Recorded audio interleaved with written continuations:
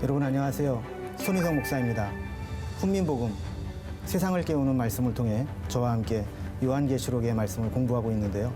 오늘도 함께 말씀을 나눌 귀한 세 분 자리해 주셨습니다. 반갑습니다. 안녕하세요. 반갑습니다. 한 주간 잘 보내셨죠? 네, 잘 보냈습니다. 우리 지난주에 공부한 내용, 우리 7교회에 보낸 편지들을 살펴봤는데 네. 혹시 기억에 남는 거 있으세요? 마지막 교회. 네, 라오디게아 교회. 가장 상태가 안 좋았던. 네네.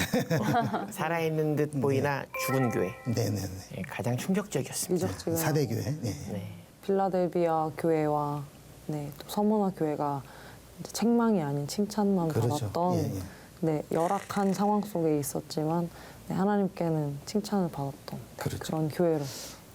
그러니까 사실 교회가 세상의 빛과 소금이 되고 또 소망이 돼야 되는데 잘못하면 세상의 걱정거리가 되고 근심거리가 되는 그런 안타까운 현실입니다. 그래서 그 교회를 공부하면서 우리가 어떤 교회를 세워나가야 될까 한번 다시 고민을 해봤으면 좋겠고요.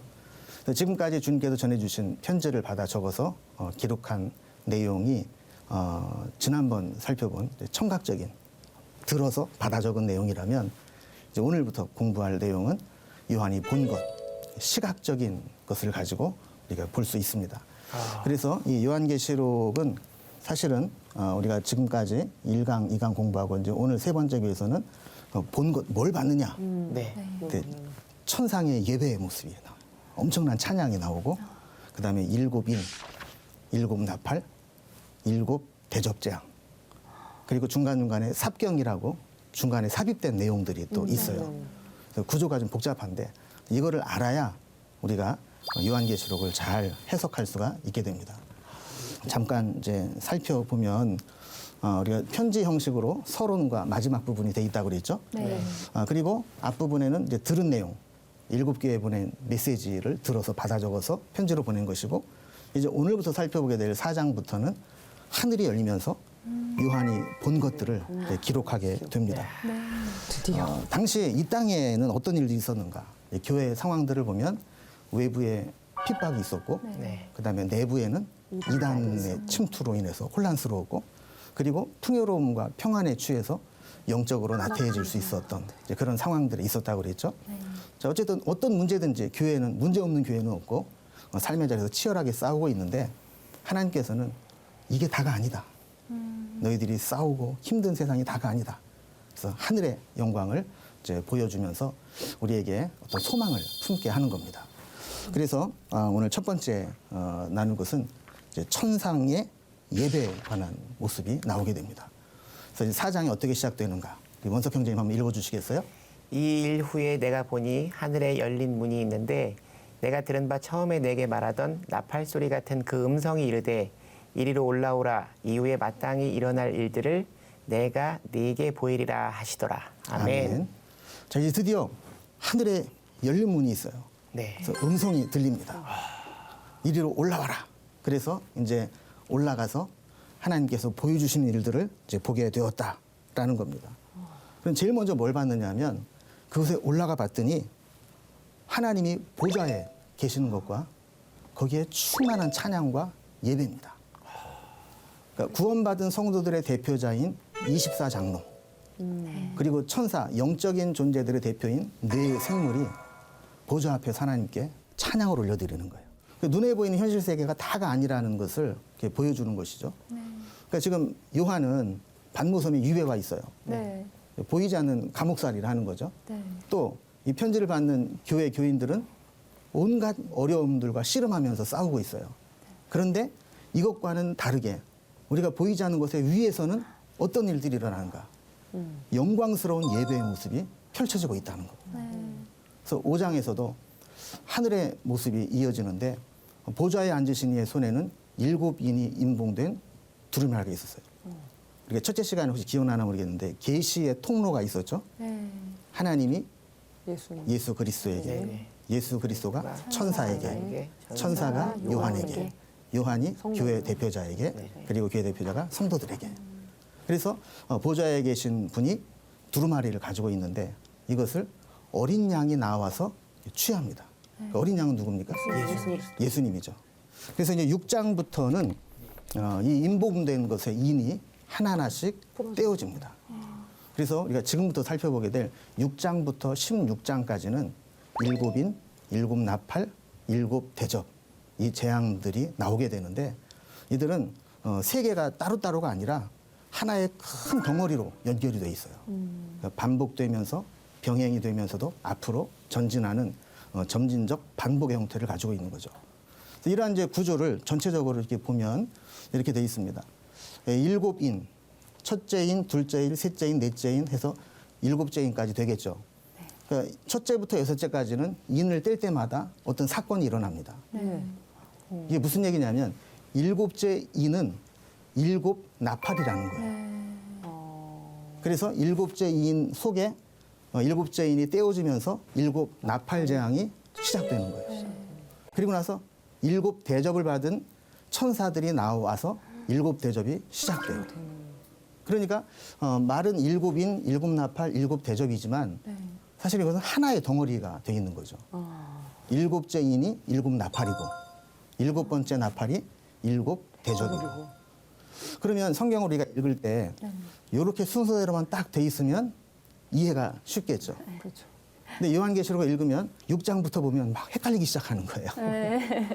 왜 그러냐면 이 구조가 중간중간에 이렇게 삽경이 들어가 있어요. 짧은 삽경도 있지만 이렇게 큰 3개의 큰 삽경들이 있어요. 그래서 6번째 인이 떼어지고 난 다음에 7째 인이 떼어져야 되는데 중간에 7장이 삽경으로 쑥 들어와 있어요. 그리고 7나팔 중에서 6번째 나팔이 불려지고 7째 나팔이 불려야 되는데 10장 1절에서 11장 14절까지 두 번째 삽경이 또 쑥 들어와 있어요. 자, 그리고 나서 7째 나팔이 불려지고 나면 바로 7대접이 시작돼야 되는데 12장에서 14장까지 세 번째 삽경이 또 들어와 있어요. 그러면서 7대접 재앙이 준비됐다가 쏟아져요. 그러면서 이 바벨론이 멸망을 하게 돼요. 이게 하나의 큰 덩어리입니다. 그래서 이 요한계시록을 우리가 읽으면서 이런 구조를 모르고 읽으면 여간에서는 이해하기가 힘든 구조로 돼 있어요. 숲속을 들어가면 지도를 가지고 우리가 어디쯤 왔는가 이거를 봐야 길을 잃지 않고 숲속을 즐길 수 있듯이 요한계시록도 우리가 이 요한계시록의 전체적인 구조를 늘 생각하면서 이게 어떤 본문인가를 알아야 헤매지 않고 바르게 이해를 할 수 있는 거죠. 네. 자, 그래서 이 요한계시록에 인이 떼어졌다라고 하는 것은 이제 심판이 공개되면서 시작할 준비를 마치는 거예요. 그럼 인비 처리했다. 그러면은 못 보게 막아놨다는 거 아닙니까? 근데 그 인이 떼어지면서 이제 공개될 준비가 되는 거죠. 그리고 이제 본격적으로 탁 하나님의 재앙이 준비될 대기 상태가 되는 겁니다. 그다음에 나팔은 불려지는 거죠. 인은 떼어지는 거고 나팔은 불려지는 거고. 그럼 이제 공습경보 나팔이 불려지면서 공습이 시작되는 거예요. 하나님의 진노의 재앙이 막 시작이 되는 거죠. 자, 그리고 이제 대접은 쏟아진다 그랬어요. 이제 심판의 철저한 실현이라 이렇게 볼 수 있습니다. 그래서 장별로 한번 정리를 해보면 6장에서 7인이 떼어집니다. 그리고 7장에 오면 삽경이 나오면서 14만 4천 명이 여기에 등장을 합니다. 그리고 8장, 9장에서는 7나팔 중에서 첫째부터 6째까지 나팔만 불립니다. 그리고 10장에서 11장, 14절까지는 또 삽경이 나옵니다. 그리고 11장 15절에서 19절까지는 7번째 나팔이 불립니다. 아까도 얘기했지만 7번째는 어떤 일이 안 일어난다고 그랬죠? 그럼 이제 7대접으로 넘어가야 되는데 7대접 되기 전에 뭐가 있다고요? 삽경이 또 들어가 있어요. 그리고 나서 삽경이 끝나고 나면 15장, 16장에서 7대접 재앙이 준비되었다가 쏟아지는 것으로 이제 맞춰지게 됩니다. 이런 구조를 가지고 그림을 보면서 설명을 하겠습니다. 자, 7인, 6장에서 7인이 나옵니다. 7인 중에 인이 하나하나씩 떼어질 때마다 말을 탄 자가 심판을 준비하는 것으로 나와 있어요. 그러다가 이제 순교자의 탄원 소리도 들리고 6번째 인이 떼어질 때 이 천체의 이상과 지각 변동이 일어나면서 이제 엄청난 사건들 앞에 모든 사람들이 다 숨어 들어가는 것으로 되어 있습니다. 그럼 7장에 어떤 삽경이 있는가? 우리가 잘 아는 14만 4천 명이라는 유명한 네. 개념이 나옵니다. 천사가 나타나서 하나님의 종들의 이마에 인친 자는 해치지 말라 이렇게 외쳐요. 짐승의 표만 있는 게 아니라 하나님의 이름에 인친 자도 있다는 거예요. 그 인친 자의 숫자가 14만 4천 명이라 그랬어요. 14만 4천 명이 도대체 뭐냐? 그랬을 때 여기는 각 지파별로 12,000명씩 12지파의 수다 그래요. 그러니까 12,000 곱하기 12 그러면 뭡니까? 14만 4천이 되는 거죠. 그래서 이것을 또 다른 것으로는 구약을 대표하는 성도들 12, 그리고 신약을 대표하는 사도 12사도, 그다음에 많다라는 숫자에 1000, 이렇게 해서 14만 4천이라는 구원받은 완성된 숫자라고도 볼 수 있다라는 거예요. 그러면은 이게 첫 시간에 말씀하신 문자적으로 해석할 게 있고 상징적으로 우리가 묵시적으로 봐야 될 부분이 있다고 말씀하셨잖아요. 그렇죠. 그러면 이 14만 4천은 문자적인 게 아니라 그렇죠. 상징적인 그렇죠. 거예요. 상징적인 부분으로 네네. 이렇게 해석을 해요. 왜 이게 상징적이라고 볼 수 있느냐 하면 좀 9절 말씀에 보면은요. 이런 말씀이 있어요. 2일 후에 내가 보니 각 나라와 족속과 백성과 방언에서 아무도 능히 셀 수 없는 큰 무리가 나와 흰옷을 입고 손에 종려가지를 들고 보좌 앞과 어린 양 앞에 서서 그랬어요. 그러니까 14만 4천 명이 누구냐 하면 아무도 능히 셀 수 없는 큰 무리예요. 많은 무리. 아하. 그러니까 14만 4천 명은 고정된 숫자가 아니라 열린 숫자입니다. 네, 완전한 수. 예, 구원받은 숫자가 셀 수 없이 많다는 거예요. 그래서 14만 4천 명을 문자적으로 보면 안 되는 게 그러면 생각을 해보세요. 14만 4천 번까지는 구원을 받고 14만 4천 1번부터는 구원을 못 받는다. 말이 안 되잖아요. 정말 잘못된 안 거. 되죠. 예. 그러니까 이거는 문자적으로 해석하는 건 너무 말도 안 되는 건데 여기에 속아서 여기에 14만 4천에 들어가야 된다. 막 이렇게 두려움에 떠는 사람들이 있어요. 자, 하나님은 모든 사람이 구원받기를 원하시는 분이죠. 그리고 믿음을 지키면서 여기까지 와서 하나님을 찬양하는 성도들에게 하나님은 또 보상의 말씀을 주세요. 그럼 14만 4천 명은 뭐 하느냐? 7장 16절에서 17절에 보면 그들이 다시는 줄이지도 아니하며 목마르지도 아니하고 아무 뜨거운 기운에 상하지도 아니하리니 이는 보좌 가운데 계신 어린 양이 그들의 목자가 되사 생명수 샘으로 인도하시고 하나님께서 그들의 눈에서 모든 눈물을 씻어 주실 것입니다. 아멘. 자, 그러면서 그 다음에 이제 8장과 9장에서는 7번째 인이 떼어지면서 시작되는 7 나팔입니다. 그래서 아까 6장에서 7 인이 떼어지는데 6번째 인까지만 떼어졌거든요. 그리고 8장에서 7번째 인이 떼어지면서 7 나팔이 시작이 되는 거예요. 그래서 앞으로 나타날 7 나팔 전체가 7째 인을 뗀 결과라고 볼 수 있는 거죠. 그래서 8장 1절을 보면은요. 7째 인을 떼실 때에 하늘이 반 시간쯤 고요하더니 그랬어요. 7번째 인을 딱 뗐는데 아무 일도 일어나지 않고 폭풍전야. 예, 폭풍전야처럼 조용한 거죠. 그러다가 2절에 보면 내가 봄에 하나님 앞에 7 천사가 서 있어 7 나팔을 받았더라. 그러니까 7인이 떼어지면서 7 천사가 7 나팔을 받은 거예요. 그래서 7 인이 떼어지고 그것을 실행할 7 천사가 7 나팔을 받았다는 거죠. 자, 그러면 이제 3절에 7 나팔이 불려야 하는데 3절에서 5절까지는 더 짧은 삽경이 나와요. 그 삽경이 뭐냐면 진노의 재앙 중에 성도를 위로하시는 계시입니다. 그 삽경의 특징은 뭐냐면 뭐 진노가 막 진행이 되는데 성도들은 구별해서 너희들은 열애야. 이 말씀을 하시는 거예요. 여기는 어떤 삽경이 있느냐 하면 이 고통당하는 성도들이 하나님께 기도를 드립니다. 근데 이 기도가 향로의 향이 되어서 하나님 앞에 올라갔다 그래요.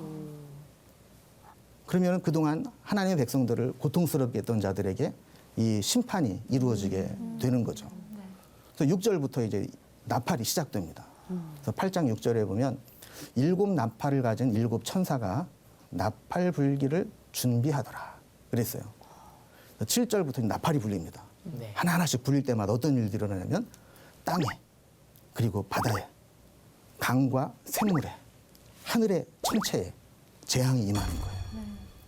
이 나팔 재앙이 9장까지 이어집니다.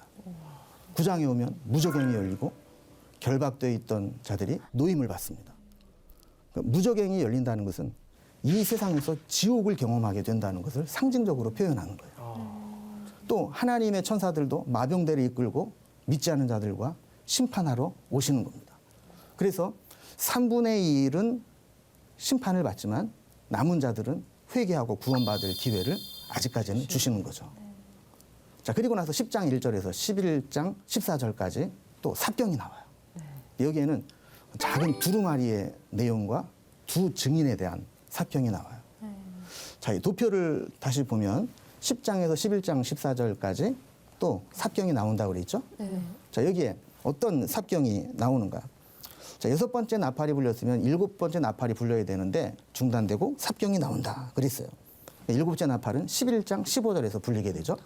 그러면 10장에서 첫 번째 얘기가 나오는데 이게 뭐냐면 천사가 두루마리를 들고 내려오는 거예요.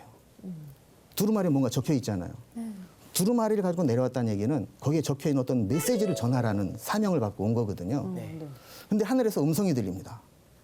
이 두루마리를 요한에게 주며 먹으라 그랬어요. 그래서 10장 9절에 보면 천사가 이르되 갖다 먹어버리라. 내 배에는 쓰나 내 입에는 꿀같이 달리라. 무슨 뜻일까요? 요한이 그 말씀을 들었는데 깨닫고 나니까 단 것을 먹은 것처럼 기쁨이 생겼어요. 우리도 말씀을 듣고 깨달으면 기쁨이 생기잖아요. 근데 먹고 나니까 입에선 달았는데 속에선 썼어요. 그 이유는 뭐냐면 그 내용이 너무 감당하기 힘든 내용이기 때문에. 그 성도들은 아직 이 재앙의 남은 시간들을 견뎌야 되고 교회와 성도들은 그 시간을 말씀과 믿음으로 이겨내야 되는 거죠. 그래서 11장에서는 이제 두 번째 삽경이 나오는데 두 증인이 등장을 합니다. 증인이 뭐라 그러냐면 성전 바깥 마당은 이방인에게 42달 동안 짓밟힐 것이라. 이런 증언을 해요. 이 얘기는 뭐냐면 하나님의 백성들도 일정 기간 동안은 핍박을 받도록 하나님이 허용하시겠다라는 계획을 알려주시는 거죠. 그러면 어려운 일 당해도 알고 당하면 대비를 하잖아요. 그러니까 이거를 이제 미리 알려주시는 겁니다. 그래서 두 증인이 등장을 해서 하나님의 능력과 권세로 나타내는데 그들 역시 무저갱에서 올라온 짐승들에게 죽임을 당합니다. 그런데 하나님이 예수 그리스도를 다시 살리신 것처럼 그들을 살리셔서 하늘로 들려 올라가게 하십니다.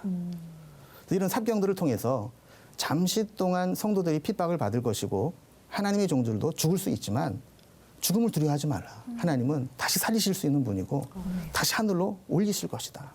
그러면서 믿음을 지키라고 주신 것이 삽경이라는 거예요. 그 42달이요. 예. 그 성경에 나와 있는 3년 반을 그렇죠. 예. 의미하는 거예요. 그래서 다니엘서와 연결이 되면서 그 3년 반 그리고 뒤에 또 나오는 날들과 합해서 전 3년 반, 후 3년 반에서 7년 대환란이라는 얘기를 만들어냈는데 사실 요한계시록에는 7년 대환란인 말이 없어요. 그런데 그것을 막 짜 맞추다 보니까 7년 대환란이 올 거다. 그래서 뭐 두렵게 만드는 거거든요. 예. 그래서 이게 삽경이 끝나고 나면 이제 드디어 11장 15절에서 7번째 나팔이 들리게 됩니다. 15절에 보면 7째 천사가 나팔을 불매 하늘에 큰 음성이 나서 이르되 세상 나라가 우리 주와 그의 그리스도의 나라가 되어 그가 세세토록 왕노릇 하시리도다 하니 그랬어요. 여러분 신기한 것은 재앙이 진행되는 가운데 7째 나팔이 불리자 하늘에서는 찬양이 울려 퍼졌다는 거예요. 왜냐하면 이 재앙이 하나님의 공의가 실현되기 때문에 그런 겁니다. 자, 그리고 나서는 또 삽경이 들어와요. 이 삽경이 크게 이제 세 가지의 삽경이 들어오게 됩니다. 그래서 7번째 나팔이 불리고 7째 대접이 시작돼야 되는데 중간에 12장에서는 아이를 해산한 여자와 용, 13장에는 짐승 2마리와 666 숫자, 14장에서는 14만 4천 명의 노래가 불려지고 어린 양을 찬양하는 자들과 짐승을 예비하는 자들이 구별되는 장면이 나오게 되는 것이죠. 자, 그래서 여기에 보면 삽경 첫 번째로 아이를 해산한 여자와 용이 나와요. 여러분 창세기에서 예수님이 여자의 후손으로 예표된 것 같이 해를 옷 입은 여인이 해산할 때가 되어서 산통을 하고 있어요. 그런데 그 앞에 누가 있느냐 하면 큰 붉은 용이 여자가 아이를 낳기만을 기다리고 있는 거예요. 낳기만 하면 내가 잡아먹겠다, 해치겠다. 여기에서 용은 사탄을 얘기하는 겁니다. 근데 드디어 여인이 아이를 낳아요.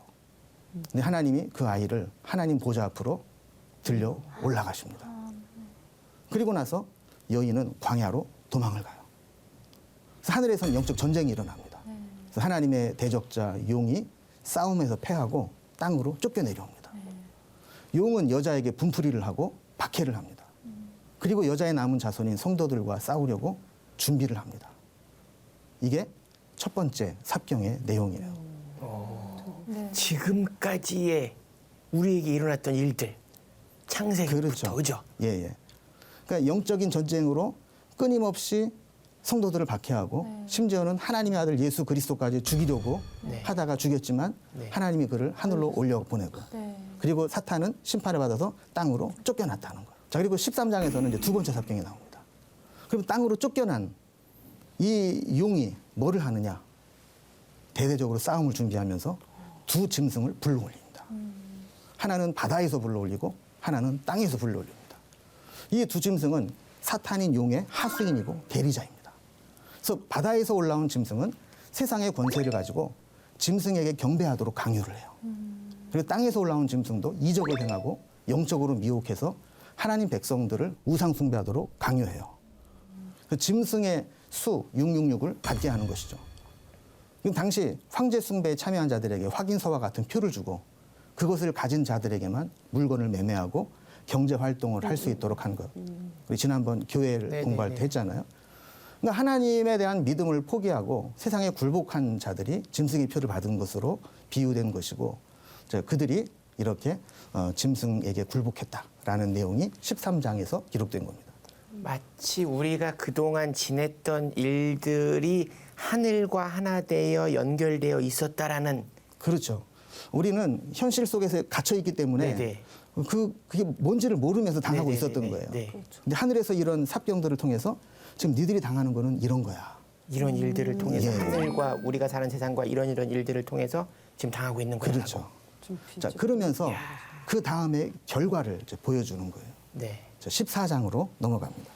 14장에서는 이제 7개의 환상이 나오게 되는데 이 7개의 환상은 2개의 대조를 보입니다. 하나는 어린 양의 이름과 아버지의 이름으로 이마에 인을 받은 14만 4천 명, 우리 지난번에 살펴봤죠? 네네. 그들이 하나님 앞에 노래를 부릅니다. 엄청난 찬송을 부르게 됩니다. 자, 또 하나의 주제는 바벨론이 무너지고 또 이 짐승의 표를 받고 짐승과 그의 우상에게 경배한 자들에 대한 심판을 또 얘기하는 거죠. 자, 그리고 나서 이제 마지막 7 대접 재앙이 15장, 16장에서 오게 됩니다. 15장에서는 7 대접을 준비하고 16장에서는 7 대접이 쏟아집니다. 그래서 15장에서는 이 2가지를 보여주시는데 홍해를 건너고 구원의 하나님을 찬양하잖아요. 어린 양, 우리 대신 십자가에서 죽으시고 구원을 이루어주신 구속의 노래를 부르잖아요. 또 하나는 하늘의 증거장막 성전이 보입니다. 하나님은 이 땅에 하나님의 심판의 재앙이 임하는 과정에서도 성도들에게는 하늘에 찬양하는 모습, 또 성전에 있는 언약궤의 모습을 보여주면서 구원의 증거를 삼으시는 거죠. 이러한 재앙은 성도들에게는 임하지 않는다는 거예요. 그리고 16장에서 드디어 7 대접이 쏟아집니다. 하나님의 진노로 심판이 완결되는 것이죠. 땅에 쏟아질 때 짐승의 표를 받은 자에게 독종이 나고 또 바다에 쏟아질 때 바다가 피가 되어서 바다의 생물들이 다 죽습니다. 또 강과 물의 근원이 또 피로 바뀌어서 식수마저도 다 말라버립니다. 또 해에게 쏟아지니까 막 더 뜨거워서 지금 온난화처럼 사람들이 불타는 사람, 죽는 사람 생기게 됩니다. 악한 자들이 고통을 당합니다. 그러니까 하나님 마지막에 악한 자들끼리 싸움을 붙여서 스스로 자멸하게 만드시는 거죠. 그리고 큰 강 유브라데에 쏟아질 때 강이 말라버려서 동방에서 군대가 들어오게 됩니다. 그리고 악한 자들의 최후의 발악이 시작되는 것이죠. 그래서 아마겟돈 전쟁이 여기서 나오는데요. 아마겟돈이라는 곳에 모여서 전쟁을 준비합니다. 그래서 마지막에 공중에 쏟을 때 바벨론이 멸망을 하고 심판받는 것으로 일곱 대접 재앙은 이제 완성이 되는 거죠. 그래서 일곱 인부터 시작한 나팔 대접까지 큰 묶음의 계시가 이렇게 끝이 나는 겁니다. 오늘 말씀을 이 도표를 생각하시면서 우리가 계속해서 말씀들을 이어서 본다면 헤매지 않고 그래도 그나마 줄기를 잡으면서 요한계시록을 읽을 수 있으리라 생각을 합니다. 요한계시록 말씀을 통해서 여러분의 삶이 변화되고 또 앞으로 살아가는데 큰 위로와 소망이 되기를 바랍니다. 오늘도 함께해 주신 여러분 감사합니다. 네, 고맙습니다. 아.